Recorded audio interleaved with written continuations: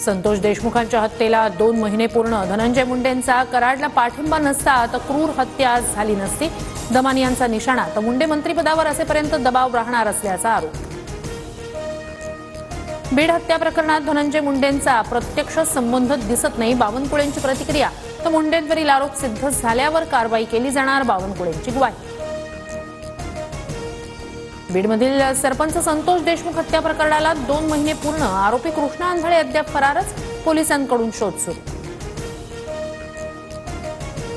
गुंडांच्या दबावाखाली लोकांना राहावं लागत होतं. गुंडांच्या त्रासाला कंटाळून 500 व्यापारी परळी सोडून गेले. सुरेश धस यांचा आरोप. मनोज जरांगेंचे मेहुणे विलास खेडकर तडीपार. अवैध वाळू उत्खननासह वाळू चोरीचे गुन्हे दाखल असल्यानं कारवाई. बोलणं बंद करण्यासाठी षडयंत्र रचल्याचा जरांगेंचा आरोप. कुणाचा नातेवाईक आहे म्हणून कुणाला अटक होत नाही. गुन्हे केल्यास अटक होते. जरांगेंच्या आरोपांवर मुख्यमंत्र्यांची प्रतिक्रिया.